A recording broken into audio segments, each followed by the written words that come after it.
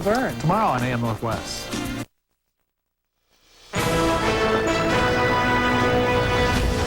On World News tonight, the Secretary of State arrives in Jerusalem. Now he must deal directly with the Israeli Prime Minister and the Palestinian leader. They are stubborn old enemies. The price of betrayal. In the Roman Catholic Church, the members are losing confidence in their leadership. And the church is losing money. Profits and patriotism. The American corporations setting up outside the country to avoid paying taxes. We'll take a closer look. And on the road to anywhere, the doctors who will make a house call anywhere. From ABC News World Headquarters in New York, this is World News Tonight with Peter Jennings. Good evening, everyone. Now it is up to Colin Powell. The Secretary of State finally arrived in Jerusalem tonight, and President Bush has pretty much given him carte blanche to negotiate an end to the Israeli violence in the occupied territories, if he can accomplish that. And a commitment from the Palestinians to end the suicide bombings, if he can accomplish that. It is a huge job. Mr. Powell has arrived at one of the most vicious moments in the history of the Palestinian-Israeli struggle.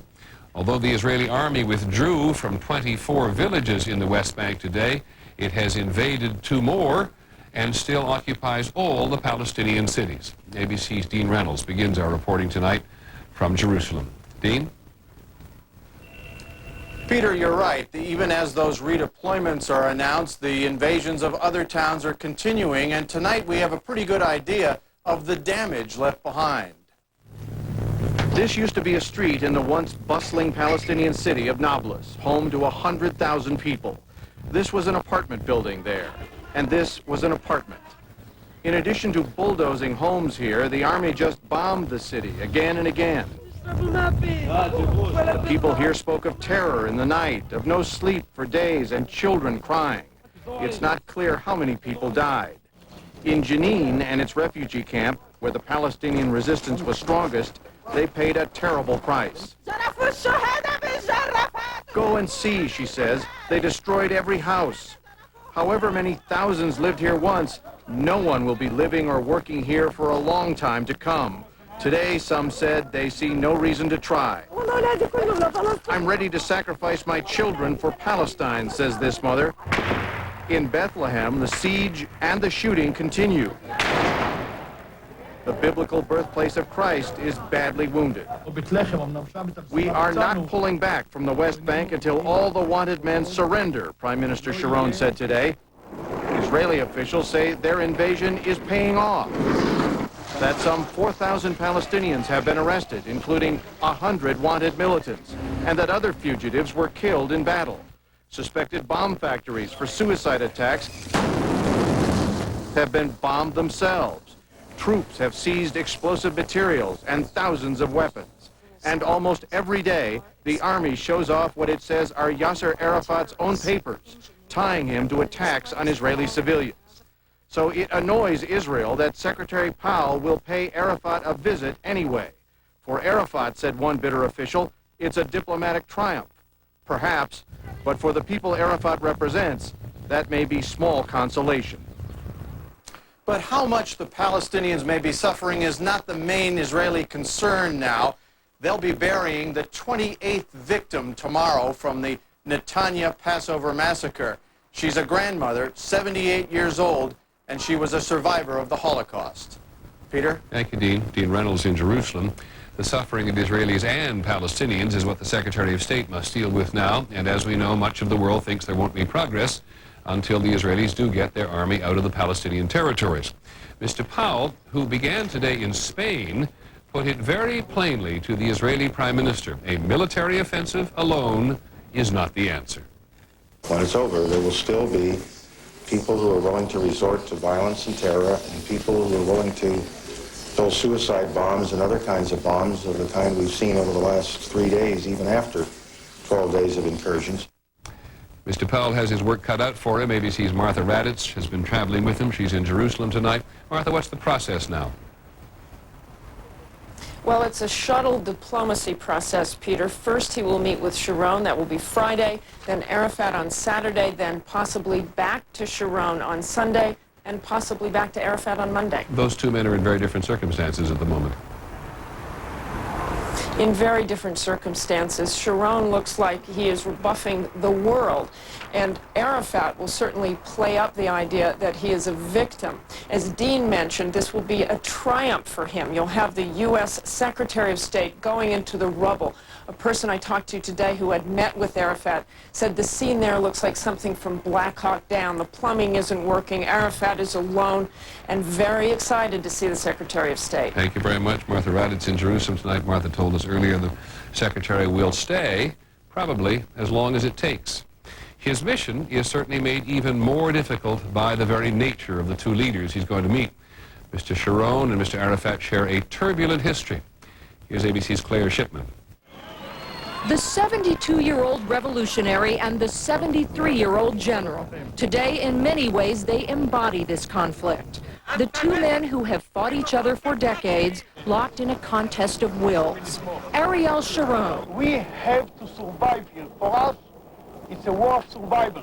The tough career military man turned politician who has been defying the U.S. at every turn and who many believe sparked the current crisis with a controversial visit to a disputed holy site. Yasser Arafat, who says the Palestinian flag will be raised over Jerusalem. The charismatic crusader for a Palestinian homeland has rejected what many thought was the best peace deal he could get, and he's failed to stop the terror. Many here wonder whether these two old warriors can ever really make peace. For the time being, anyway, their popularity seems to depend on making war. Indeed, sometimes reviled by their own people, the men have now been revitalized. Sharon's popularity has skyrocketed during his military campaign. What he's doing right now is the right thing. He's pressuring Arafat, he's locking him up. And since the Israelis turned him into a hostage in his own compound, Yasser Arafat has been celebrated. I think it made him stronger. Those people who were against him, now they are in favor of him. There is a decidedly personal note to their battle. Sharon has said he wished he, quote, eliminated Arafat in the 1982 Israeli invasions of Lebanon.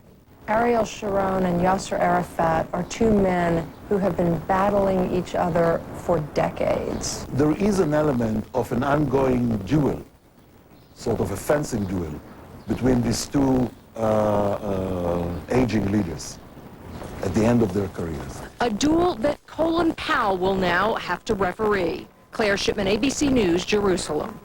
Just one other note from the Middle East this evening. You saw from Dean Reynolds' report how much damage there is in the West Bank. In Saudi Arabia today, there was a nationwide telethon to raise money for Palestinians in the occupied territories, who the Saudis are referring to as martyrs.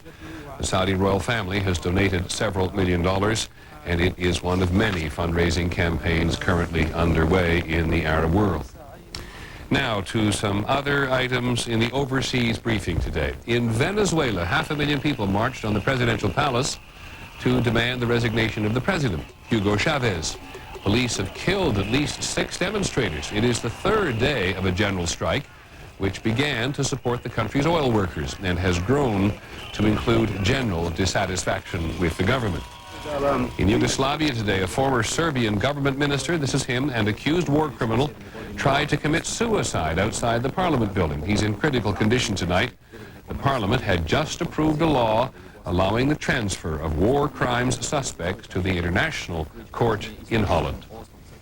The U.S. government was involved in arranging the payment of a ransom to the Abu Sayyaf rebel terrorist group in the Philippines. It was meant to secure the release of an American couple being held hostage. They have not been released. ABC's John McCarthy is at the Pentagon with a fascinating story. John. Peter, sources say that Defense Secretary Rumsfeld opposed this idea and was overruled. The FBI, White House, and State Department arguing that it was worth violating the administration's own policy on paying ransom in order to at least try, because these American missionaries would probably be killed if they weren't. It has been nearly 11 months since they were taken hostage by the Abu Sayyaf terrorist group on a remote Philippine island. I, Martin Brown, and my wife, Gracia, both U.S. citizens, were taken as captives on May 27, 2001. Sources say the U.S. government helped pay $300,000 in private money as ransom more than a month ago. ABC News has learned the cash was handed to an individual who claimed ties to the terrorist group, but the U.S. was never able to verify that he delivered the money. For more than a month, U.S. officials have held out hope the terrorists did get the money and would release the Burnhams. The Abu Sayyaf group has more than once waited several weeks after receiving a ransom payment to free a hostage. The Bush administration in February changed its policy on paying ransom, slightly loosening the wording, but arguing at the time it would not change the intent. So I think it's pretty clear that we're not going to get in the business of paying off hostage takers.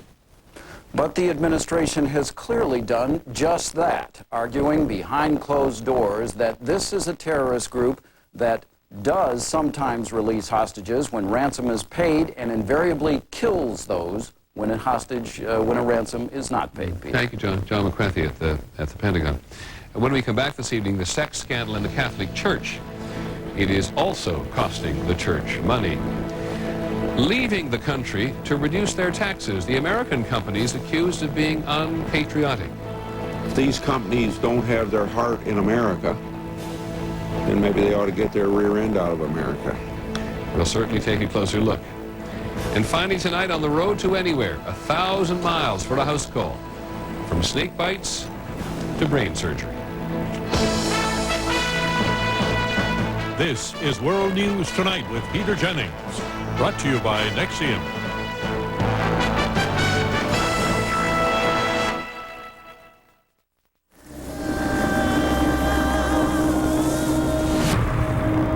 I am one of the many people. We used to think they're frequent, persistent heartburn. It's just plain old heartburn. But if you've treated your heartburn, changed your diet, and the pain still comes back 2 or more days a week, it could be from acid reflux disease. And over time, that acid churning up can wear away the lining of your esophagus. I didn't know. I didn't know. I didn't know. Today, there's a purple pill called Nexium from the makers of Prilosec. For many people, 1 prescription Nexium a day means complete 24-hour. day and night heartburn relief.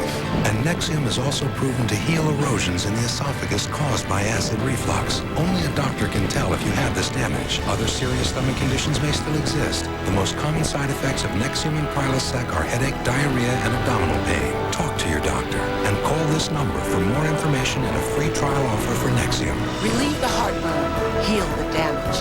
It's possible with today's purple pill called Nexium.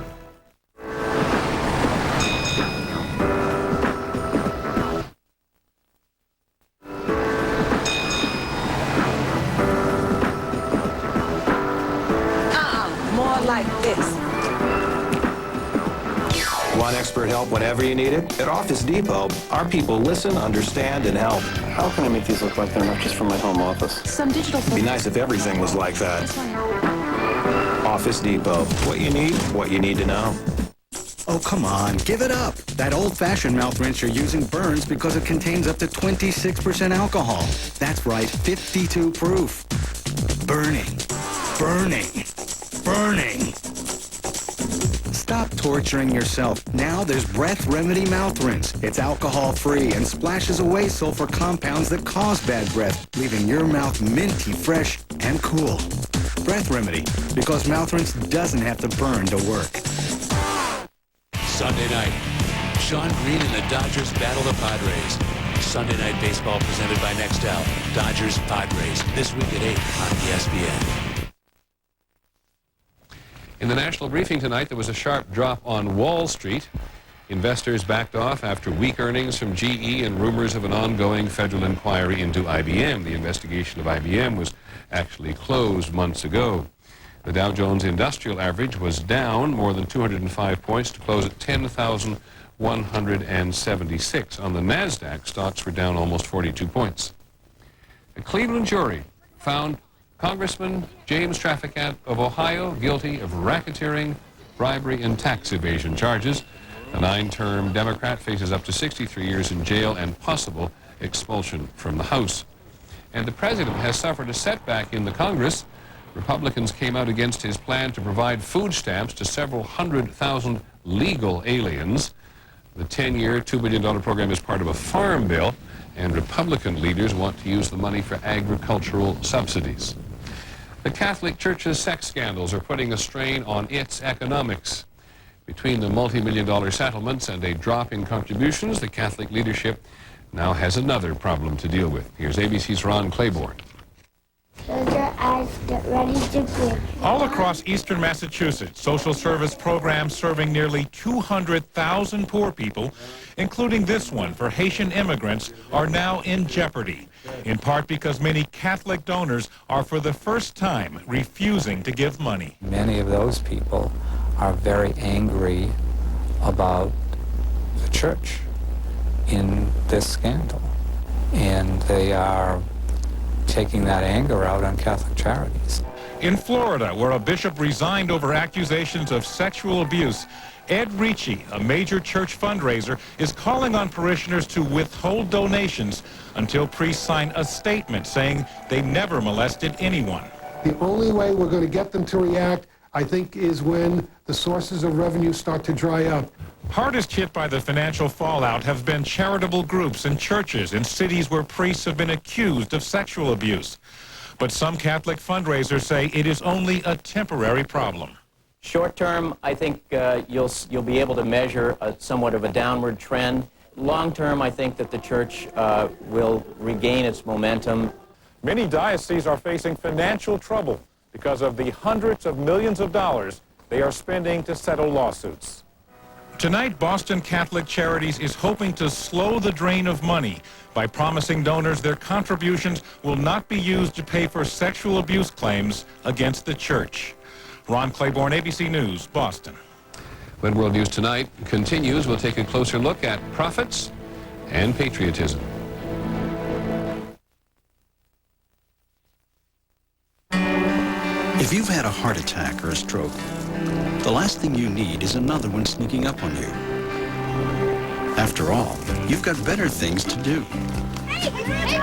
I know. In my case, I had a heart attack. Then I heard about Plavix, so I asked my doctor. He told me Plavix is a prescription pill that can help protect you from a heart attack or stroke if you've recently had one, or if you have poor circulation in the legs causing pain. Plavix is proven to help keep blood platelets from sticking together and forming clots, which helps keep your blood flowing. This can help protect you from another heart attack or stroke. If you have a medical condition that is causing bleeding, such as a stomach ulcer, you should not use Plavix. Side effects include itching, rash, diarrhea, and bruising. Additional rare but serious side effects could occur. Ask your doctor. Taking Plavix once a day helps protect me. Find out if Plavix can help protect you from another heart attack or stroke. There's nothing like a great night's sleep. I can get an early start in the morning and go out and do something just for me. It's a really good feeling. If you sometimes have trouble sleeping but worry about taking something, try Tylenol PM. It stops your pain and eases you into a restful night's sleep so you can wake up refreshed. Come on, honey. It's time to get up. I love my Tylenol PM.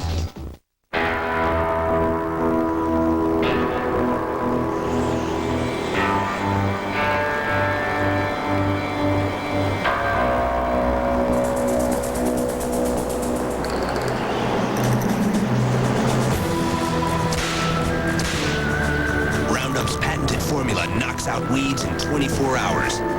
The leading imitator doesn't. Roundup knocks out weeds in 24 hours. Mom takes Metamucil to stay regular. I never will. That's what you think. I won't take a fiber supplement that's gritty and gloppy. That's what you think. I found a better way to take my fiber. Benefiber. Benefiber? It's new. And it's grit-free and glop-free, unlike your old-fashioned Metamucil. And taste-free, too. Benefiber even goes with cereal or coffee. Mom can have her Metamucil. That's what you think. New Benefiber makes taking fiber better. Guaranteed from X-Lax. Tomorrow, why have surgery when you can use this new technique overnight and see better all day? Will this be the alternative to laser surgery and glasses on World News Tonight? We're going to take a closer look at taxes this evening. They are due on Monday. At a hearing today, senators heard about some of the bad advice Americans get about their income taxes. At least 740,000 taxpayers fell for one of a dozen tax scams last year, claiming deductions they did not deserve and costing the government between $20 and $40 billion.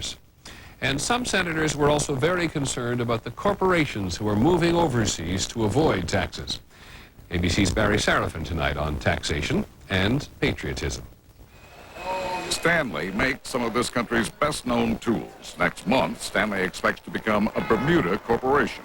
By changing its corporate address, Stanley will cut tens of millions of dollars from its tax bill because its earnings overseas would no longer be taxable here. Senator Charles Grassley says for U.S. companies moving to Bermuda, it usually works like this. Set up a post office box, probably a filing cabinet in some tax haven, pay $28,000 a year to Bermuda, and get out of paying $40 million of taxes in the United States. Grassley says that amounts to profit over patriotism. Stanley calls it a strategic initiative intended to level the competitive playing field against foreign companies that paid lower taxes. It is a popular idea, according to the accounting firm Ernst & Young. In a computer webcast to clients, it had this to say about relocation versus patriotism. Just the improvement on earnings is powerful enough to say that maybe the patriotism issue needs to take a back seat to that. Grassley calls that outrageous. Isn't this ironic? At tax time, the average middle-income tax working man and woman paying every dollar that's due, and we've got these corporations who don't want to pay their fair share. Corporate moves offshore are not illegal, but criticism is growing. Accenture helps turn innovation into results. When a consulting company called Accenture was incorporating in Bermuda, avoiding U.S. taxes on overseas income, it was awarded a $33 million contract to redesign a website for the Internal Revenue Service. I find that more than a little ironic that we are awarding federal tax revenues to companies who have decided they are exempt from paying it. All the IRS will say is that Accenture offered the best deal based on technical merit and price. Legislation was introduced in Congress today to block companies from moving offshore to avoid taxes, but it will be up against powerful corporate interests. Still, in the wake of Enron, many members of Congress are determined to show they can stand up to those interests and close what they see as the Bermuda loophole. Barry Serafin, ABC News, Washington. Still ahead this evening, free health care just about anywhere. We'll take a flight with the doctors in Australia.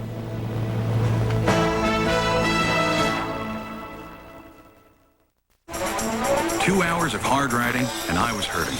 So I took control with Advil. Not Tylenol, not Aleve. Nothing's proven stronger or last longer than Advil. You have the strength to get rid of pain. Take control. Take Advil. I have asthma. I also have coaching running through my veins. I have a daughter who's a fearless midfielder and a dad who taught me that when you give it your all, you always win. I have asthma, but it's just a single part of my life, and Singulair is part of what I do every day to help control it. Singulair is not a steroid, and it's not an inhaler. It's a different kind of asthma controller. It's a once-a-day tablet that can help control your asthma for a full 24 hours. It also comes in a cherry chewable tablet for children 2 years and older. Singulair should not be used to treat acute asthma attacks. Continue taking your other asthma medicines unless your doctor tells you to stop or change the dose. If symptoms get worse, contact your doctor at once. Side effects are generally mild and vary by age and may include headache, flu, runny nose, and ear infection. For more information about Singulair, ask your doctor. And ask about adding once-a-day Singulair. I have asthma, but I don't want it to defeat me. Singulair, asthma control that can help you breathe easier. Your cheating heart will make you weak. You'll cry and cry and try to sleep, but sleep won't come the whole night through. Your cheating heart will tell all.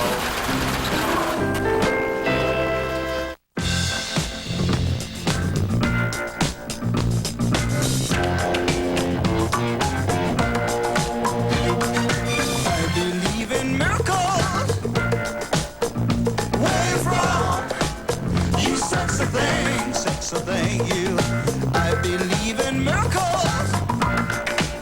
Since you came along, you sexy thing. Yes, I believe in miracles. The same Caltrate that helps fight bone loss may help your colon too. In a recent study, Caltrate helped reduce the risk of recurrence of colon polyps, a risk factor for colon cancer. The same Caltrate you take for your bones, now for colon health too. I'm Paul Lindman. Up next on K2 News, a high-speed chase in northeast Portland sends 4 to the hospital. Should these pursuits be allowed in your neighborhood? See the results of our K2 web poll. The last place you might expect a handgun to be sold to a local teenager. How about on the school bus? Plus, check out the emergency tactics used to land a fighter jet on a Portland runway. Next on K2. Finally this evening, the Flying Doctors, in a place where people are scarce and the roads are few. Yes, that would be the outback of Australia, and just one of the things we have seen since sending ABC's Mike Lee out with his camera on the road to anywhere. There is no airline like it. It doesn't even try to make a profit. You can't book a flight or even buy a ticket, but they'll come right to your front door. There are no security checks because passengers are often unconscious to begin with. The risks mainly are in turbulence when we're trying to give injections or something to a patient, and the risk of stabbing ourselves when the plane's rolling up and down. This is the Royal Flying Doctor Service, with a waiting room almost the size of the United States, the vast Australian outback.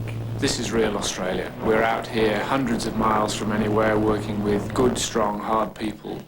And we provide them with the sort of service that they deserve. For me, this is the real world, real medicine. The patients pay nothing, even though it costs up to $900 per hour to make these house calls. Very, very good. Equipment and salaries come from government grants and private donations. The Flying Doctors work in teams of 3, a doctor, a nurse, and a pilot. They often fly 1,000 miles for one house call, anything from sore feet to life or death emergencies. When Jessie Lightburn was 18 months old, she touched a 240-volt power line, and her heart stopped. And Jess wouldn't be alive today if they had not been there to fly us out. I flew with the team to Kingonia. It used to be a bustling railroad station, but the trains don't stop here anymore, and the few families left need the Flying Doctors. No matter what medical problems the Flying Doctors and nurses encounter here in the Australian outback, they have to cope with them, even if it means using some unusual procedures. Like the time a Flying Doctor had to conduct emergency brain surgery on a woman without surgical instruments. And borrowing a hand drill from a passing telecom vehicle, he drilled a hole in the side of her skull there on the side of the road to relieve the pressure on the brain. Every so often, the patients have a chance to do something in return, like the time our plane got stuck in the mud. Mick Kessel, who had been rescued by the Flying Doctors after a near-fatal snake bite, helped to pull us out. Get going! Mike Lee, ABC News, Kingonia, Australia. That is our report on World News Tonight. Thank you very much for joining us. I hope we'll see you again tomorrow. I'm Peter Jennings. Good night.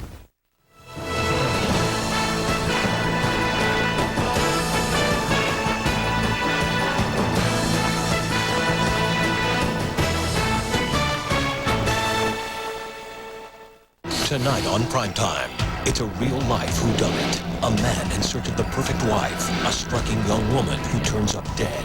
Love, lies, and a surprise twist you'll never see coming. Tonight, ER's a repeat. Primetime's all new.